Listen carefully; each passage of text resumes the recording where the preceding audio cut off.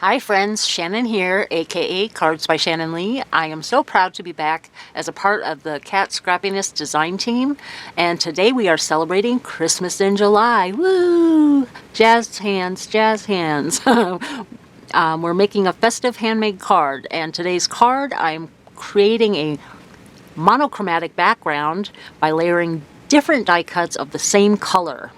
It's a way to add a lot of interest while keeping the design clean and cohesive. I'll also take a moment to rave about the Kat Scrappiness Color Studio cardstock, especially the bright white cardstock. I have all of my cardstock swatches right here. The bright white cardstock is hands down my favorite white cardstock. It's super thick, 120 pounds, and bright white. It is incredibly smooth, just a dream to work with. Trust me, if you try it, you'll understand why I love it so much. Okay, we'll be doing some ink blending, some heat embossing, and arranging some holiday foliage to create our festive frame around our sentiment. These techniques come together into an elegant Christmas card, or any winter holiday card, I would say. You'll find links to everything I'm using in the description box below, and if you're in the mood, treat yourself to some crafty goodies. Be sure to stop by the katscrappiness.com and browse their selection of crafty supplies at very competitive prices. Okay, now let's get crafty. I'm going to show you all of the products that I'm going to use in our card today, starting off with the festive Christmas arrangement. We're using the holly leaves, the layered pine cone, the holly berries, and the little pine sprigs. There's also in this set, and this is one of the reasons why it's one of my favorites, is because it has this very large bow that has layers. This is the background layer here, and then there is another layer that die cuts that has all of the embossed lines and the little cutout details so that the back piece peeks through, and then the knot layers on top of that. So that's the festive Christmas arrangement. Next, another of my winter favorites is the stitched swirling snow background, and this one creates awesome background. It's a full 4 1/4 by 5 1/2, and we'll be using that. And the Within the Fold Christmas Greetings, this stamp set is a 6 by 6, and it has sentiments for inside and out of your Christmas cards. And the sentiment we're using today is, where are you? Merry Christmas with lots of love. We're going to also use the stitch scallop circles and the never-ending circles. And I wanted to tell you the price of the festive Christmas arrangement. It's a very large die set, but it is on sale for $14.99. Another thing you can do is, if you sign up there's a link in the description box below for the Kat Scrappiness newsletter. Kat sends out a coupon code every Friday in her newsletter, and that's only to the newsletter recipients. So if you would like to shop at katscrappiness.com, make sure you sign up for the newsletter, because you will get all of those secret coupon codes. Okay, we're also going to be using the shimmer paint in forest green, the sherbet heart sprinkles. We're just going to use one heart. I'm using the poke and pick tool. That's the abbreviated name. I can't recall the entire name. It's a little long. The rainbow ombre reverse tweezers. I'm going to use a paintbrush. This, I think, is a number 2 paintbrush. And the 1/2 inch blending brushes. Okay, let's get started with some ink blending. I forgot to mention the inks that I'll be using to do the ink blending. We'll be using ground espresso and frayed burlap this is distress ink, not the oxide, the ink. Ground espresso, frayed burlap for the pine cone, hickory smoke and bundled sage for our holly leaf, and peeled paint for our pine sprig. And we'll start out with our pine cone. I got these in backwards order. And we're going to start with some frayed burlap. Let's see, get these all on screen here for you. Okay, let's see which brush I want. I'll use, and the blending brushes, I pick up a pack pretty much every time I place an order because I have a blending brush for every color. They come in a pack of 5 for $7.99, so like I said, Kat's prices are very reasonable and competitive. I'm going to take and add ink to my blending brush, and I'm going to come down just the center of my pine cone, and I'm coming full strength because this is kind of a lighter ink, and I want it to appear a little bit darker because it is a pine cone. So just down the center, and I'm going to ink that up, going back and forth and round in circles so I get in those little grooves. And that is it for frayed burlap. Then we're going to use ground espresso on the outside. Ink up my blending brush. I'm going to tap that off a little bit, and then I'm just going to come around on the everywhere except for the top perimeter of the pine cone. So it kind of looks like a shadow.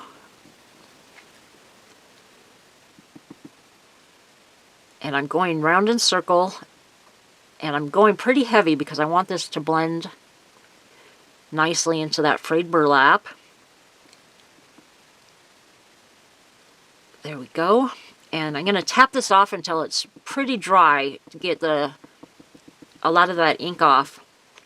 And then I'm going to go over the entire pine cone just so that lighter frayed burlap will come into the ground espresso. And there is our pine cone. Let's clean that up. Next, we're using peeled paint. I'm going to add the ink to my blending brush, and I'm going to come in full strength on the outside of the pine bristles, sprigs, what would you call it? Bristles. Pokey things. Yeah. So I'm full strength on the outside because I want them really dark on the outside. And once that ink has come off my brush and I just have that residual, I'm going to come down the center. I'll turn that around, re-ink my brush, and go full strength again. God, I got a whistle today. Sorry about that for all of you listening. Full strength on the outside, these bristles, and then come in the middle. So it's really light in the middle and heavy on the outside. That little end here is going to get covered up, but I'm going to flip that over. I'm going to just take this ink off my glass mat.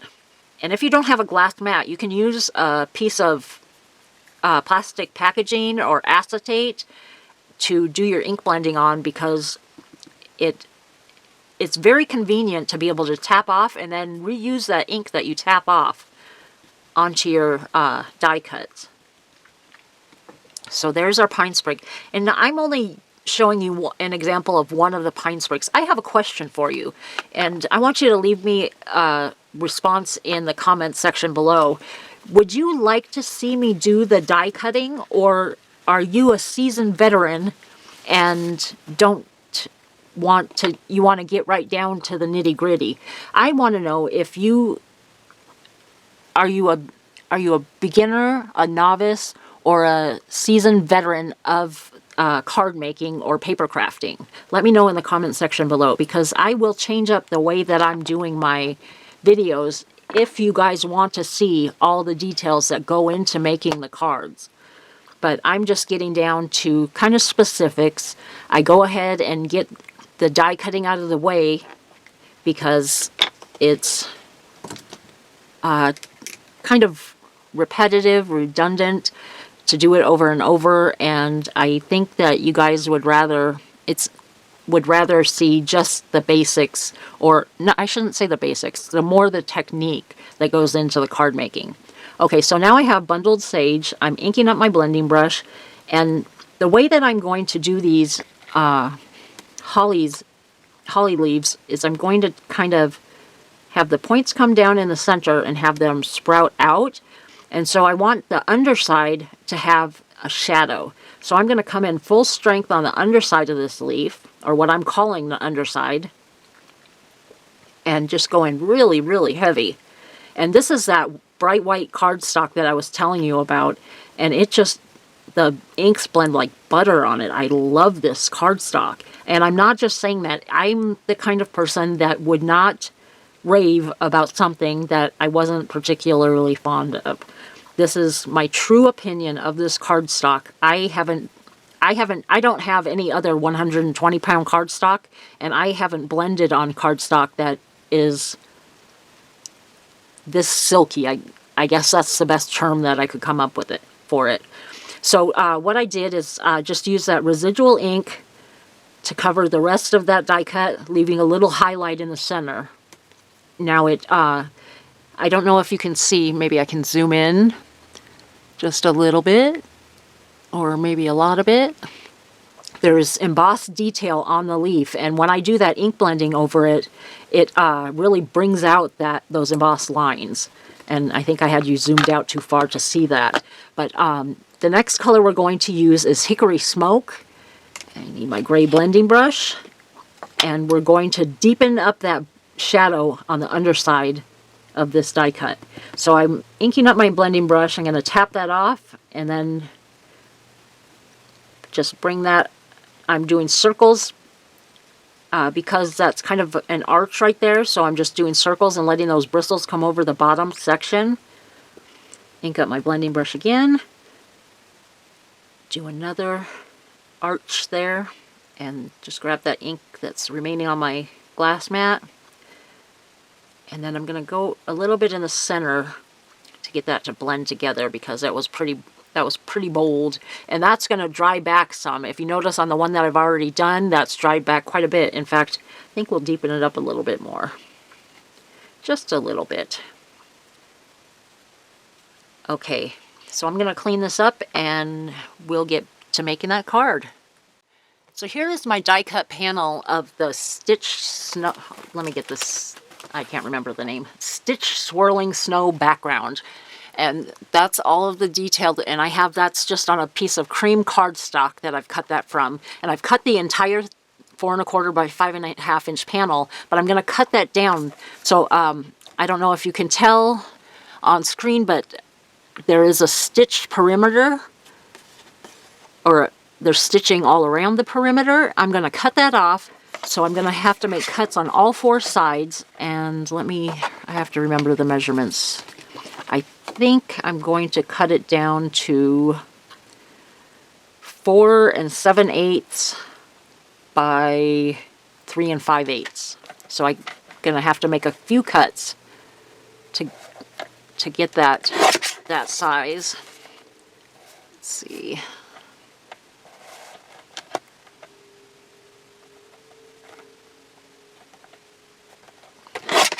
We go, and I'm just going back and forth until I get to I'm trying to make it even, and I'm not doing the math to determine how much I'm cutting off.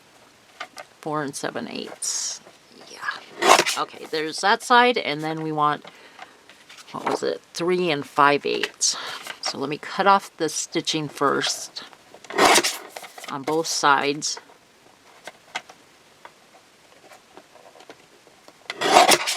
And then, let's see, let's do about, right about there. And then, let's see, right about where I want it, 3 5/8 is this one right here. Make sure that's straight. Okay, so there's my, it's not my first layer, but it's my main base. And I've already cut down a piece of white cardstock it is 3 7/8 by 5 1/8. We're going to layer that on top.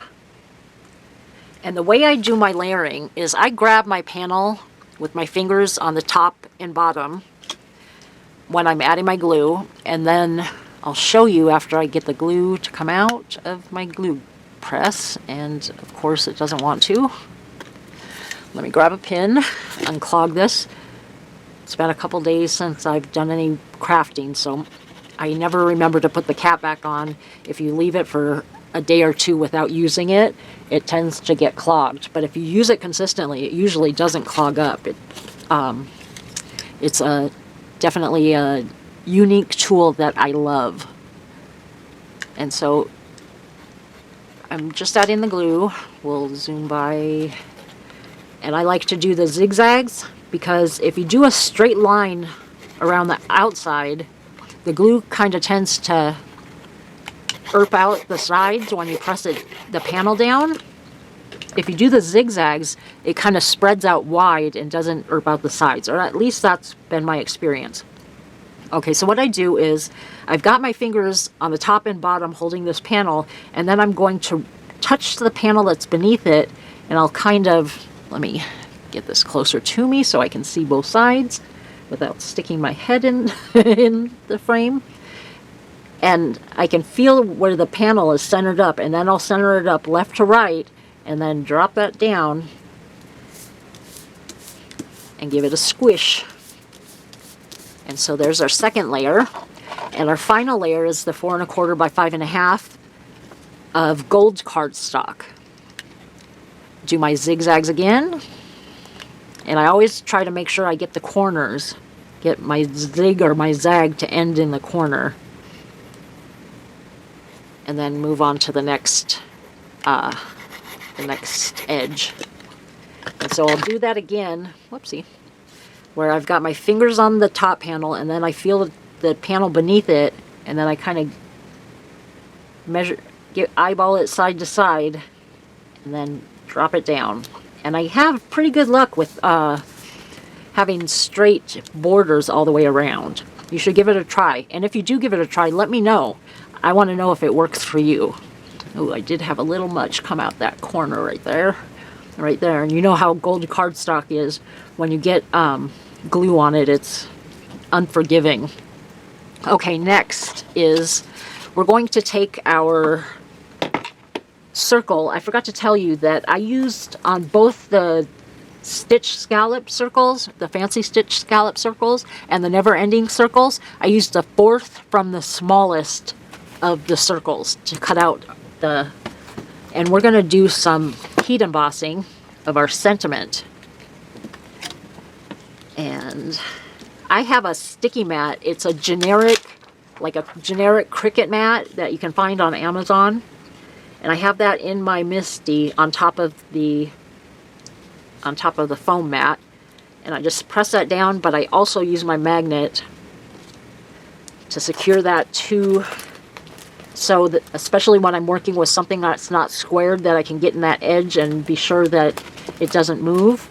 I want to ensure that my paper doesn't move, so if I have to restamp, then it's in the same place. So I'm going to grab my sentiment and add that to the bottom toward the center, or towards the bottom in the center. Because we're going to make our foliage come right or frame up towards the top of our sentiment. Okay, let me just make sure that's straight.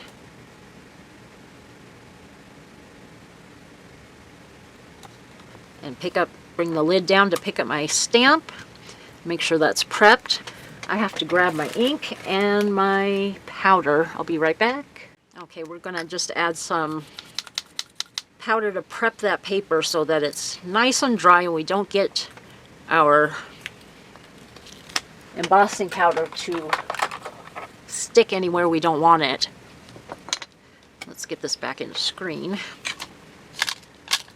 Oopsie. And I'm going to ink up my stamp. And this is VersaFine pigment ink. And give my sentiment a press. And when I press my sentiments, I go from the outside in so that it doesn't smush to one side or the other. And I'm going to stamp it again for good measure. Make sure that there's enough moisture for that embossing powder to stick. Okay, now we're going to take our sentiment out of our stamping tool. There's a lot of powder on there. And add some superfine clear embossing powder. And tap it off. And I'm going to add it again for good measure. Tap the excess off. And bring in my heat tool. And I'm going to grab a clothespin because this die cut is very small. So I got a clothespin here. And grab my heat tool. And we're going to warm this up. And I heat it from underneath so that, in my experience, it comes out, it's a cleaner embossed look. It doesn't over emboss as much if you heat from the underside of the cardstock versus on top, heating from the top of the cardstock.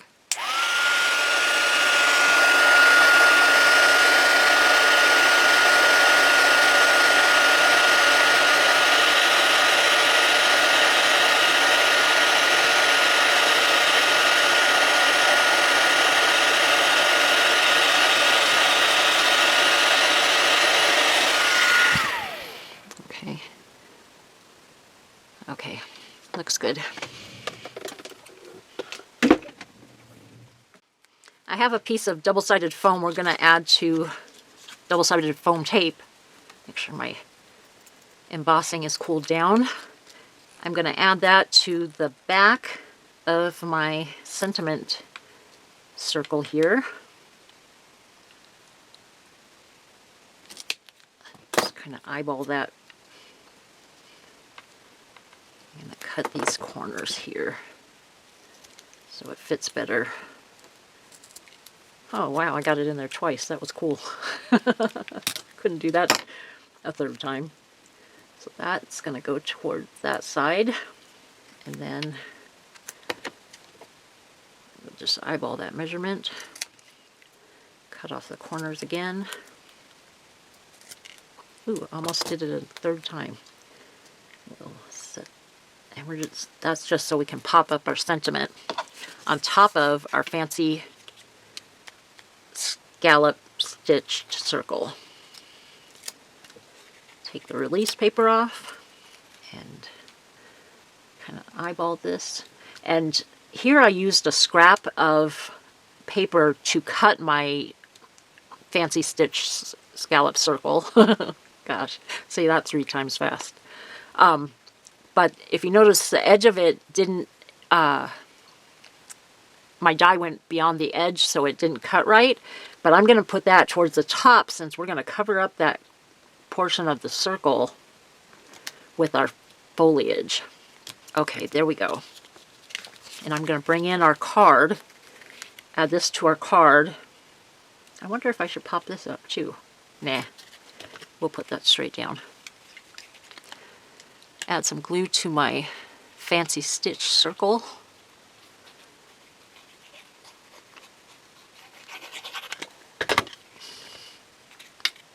Try to center that up without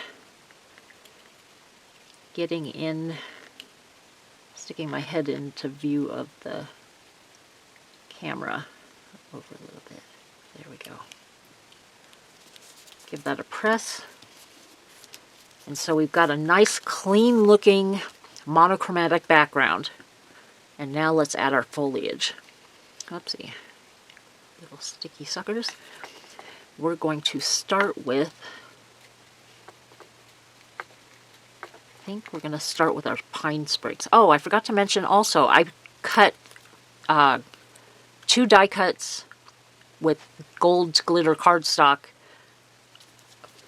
of the holly leaves that I'm going to layer underneath and have them just offset them slightly so that pokes out. Let me grab my tweezers if I can find what I did with them. Come here, tweezers. And so what I do is I'll put the glue towards the top of my die cut here and leave the bottom unglued and just kind of offset that hair so we get some gold poking out from behind the holly leaves. Oopsie. Do that again with the second one. Glue goes towards the top. offset it just a hair. Scooch that up over there. We go. This one's not showing as much as the other one, but that's okay. Give that a press. Okay, now I think we start with a pine. I also cut 2 of the pine sprigs in gold. And the way that I do this is I put the gold at the bottom. I don't want them to meet at the top, but I want them to come close. And I'm just going to have the curve of the pine sprig match the curve of the circle. And so add some glue to the little pokies at the bottom, but not all the way, just towards the center of the pokey, or towards the center of the pine branch. There we go.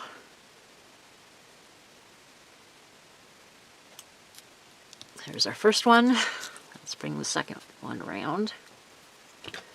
Do the same thing. Just adding glue towards the center of the pine branch.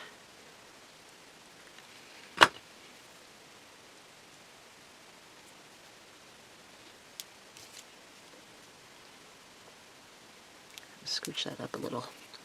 And then I will add the others kind of offset from the gold, but I'm just going to add glue towards the top of it. So on that top sprig, a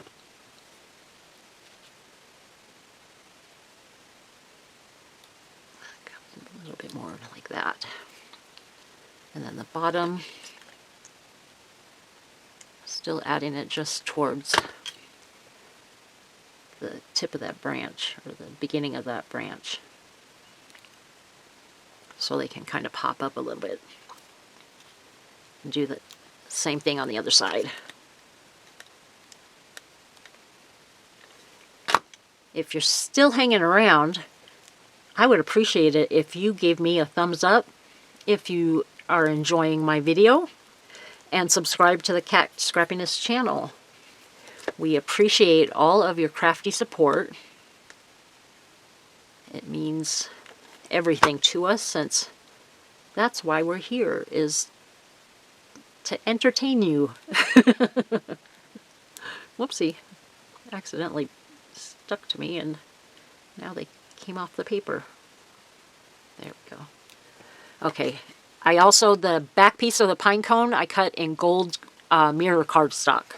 So we're going to layer the top piece onto the backer, and I'm just going to try and put the glue towards the outside of the pine cone so that it doesn't erp through the holes and fog up that mirror cardstock.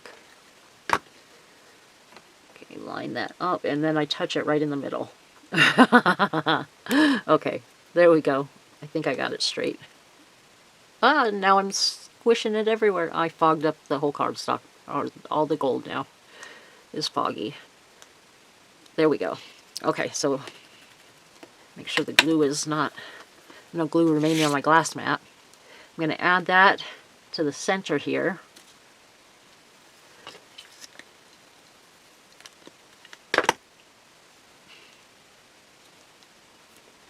Then we do our holly on top of the pine cone. Stay down. Okay, do the holly, or is that right? Why doesn't that look right to me? Yep, that was right. Okay. Just adding glue to the end here.